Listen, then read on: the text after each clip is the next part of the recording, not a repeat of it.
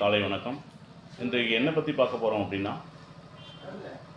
பிரசன்ன ஜோதிடத்தை பற்றி தான் பார்க்க போகிறோம். பிரசன்னம் பார்த்தீங்கன்னா, இந்த பிரசன்ன ஜோதிடங்கிறது பார்த்தீங்கன்னா, ஜாதகத்தில் என்னென்ன கிரக சேர்க்கை இருக்குது, பிறப்பு ஜாதகமே இல்லை என்கிட்ட அப்படிங்கிறவங்களுக்கும் அவங்களுடைய அன்றைய கோச்சார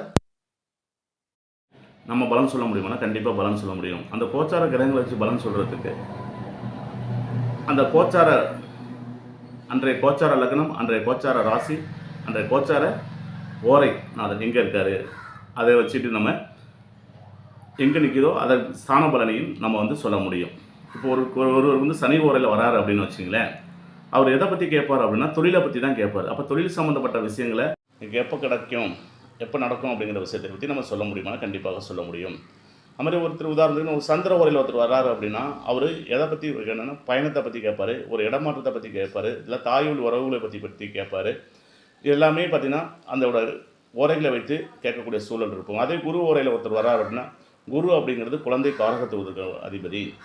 அப்போ கல்விக்கு அதாவது முதல்ல குழந்தை, அப்புறம் அந்த குருவோட சேர்ந்த கிரகங்கள் பார்த்த கிரகங்கள் அதை வச்சுட்டு அவர் எதற்காக வந்திருக்காரு, எந்த பாவகத்தில் இருக்காருங்கிறத வச்சு நம்ம அவங்களோட ஜாதகம் பலன் சொல்ல முடியுமா கண்டிப்பாக சொல்ல முடியும்.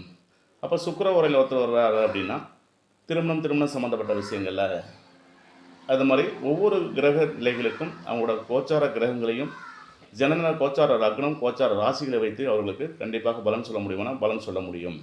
அதுமாதிரி ஒருத்தர் பார்த்தீங்கன்னா ஒருத்தர் கேட்குறாரு, கேள்வி கேட்குற நேரத்தில் பார்த்தீங்கன்னா சுக்கிரன் இப்போ கோச்சார சுக்கிரன் மீன ராசியில் இருக்கார், அதற்கு திரிகோண ராசியில் தான் கேது அமர்ந்திருக்காருன்னு வச்சுங்களேன். அப்போ அதுக்கு ஒரு திரிகோணம் அப்படிங்கிறது 1, 5, 9 தான் சொல்கிறோம். அப்போ